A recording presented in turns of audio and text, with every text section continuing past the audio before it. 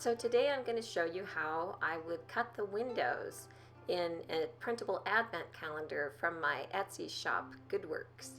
So what you're going to need is you're going to have printed out both the front and the pictures layers, and I like to print them on a matte cardstock, but that's your choice. You're also going to need some adhesive and an X-Acto knife. Obviously, if you are a small child or a person who's accident prone, you're not going to want to do this project at all. But if you're like me and you take risks, uh, you can use a nice sharp X-Acto knife. I do recommend having a fresh blade.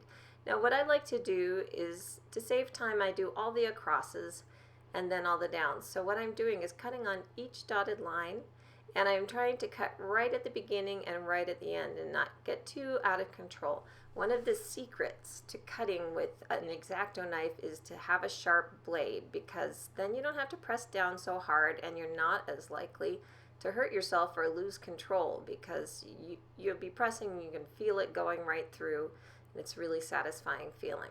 And this calendar, I made it to be as simple as possible to produce, but there are a couple of tricky parts. You're going to end up having to hand cut the shape of the heart-shaped door or window at the top, and you'll also cut the arc on the top of the door and another extra window up by the chimney. So here's that extra window. This is the letter Z. My calendar has 26 windows, so that means that if you end your countdown on the 24th, you get to open X, Y, and Z all on the same day. So what I've done is I did not cut the far left part of the heart, because that's going to function as the hinge. I started just a little bit down, and I'm cutting just between the outer edge and the yellow part. So I'm just going right down the middle, and I'm trying to make those meet up at the point.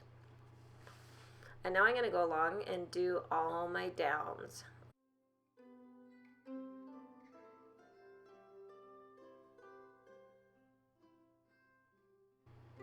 And you can see I have not lopped off my arm yet, because I try to keep my other hand out of the line of the X-Acto knife. There I was cutting the curve at the top of the door. Again, I'm leaving the left side of the door completely uncut, because that's going to be the hinge. And I just have a few more lines to cut here. See how easy that was? Now after I'm done doing that, what I'm going to do is flip the calendar over and look at my joints. And there are, in this case, again, I didn't wear my glasses. I didn't cut them quite far enough, so I'm just going along and fixing those corners where they might not meet up perfectly. Now that I have cut all my windows, before I glue them, I just check, make sure they all open nicely. And if they don't, I will go back and cut any that didn't open. I would just go with my knife and fix any little corners that need to be opened. And then there's one very important step before you glue the back on. Before you glue the back on, put the back that's going to go with it and take a little peek. Line it up with all the corners lined up. And is it aligned properly? Sometimes your printer paper may not go through the printer at exactly, it may not grab it, and it might be off by just a little tiny bit. So check in those windows, and if you see a little white stripe, then you're going to need to compensate by scooting up the back a little bit.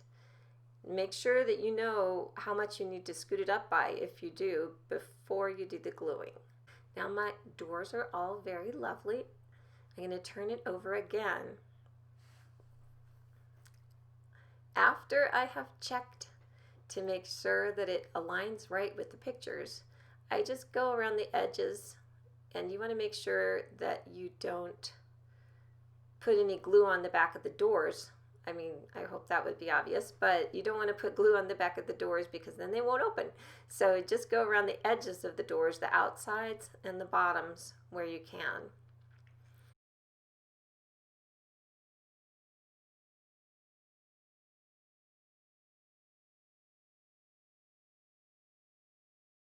Okay, so now I have already checked to make sure this aligns, and what I'm going to do is I'm going to take the bottom left corner And I'm going to line that up really, really good. Make sure, and then as I lay it down on the other one, I'm checking, is the edge aligned right? And once it is, once I know it's all lined up nice, then I can glue it down. And now I'm going to check one more time, a little peek to make sure my windows are nice and it's all ready to go to someone who will enjoy getting it. I like to just punch a hole in the top and put some string to hang it, or of course if you put it on your refrigerator or something, you could use magnets to hang it.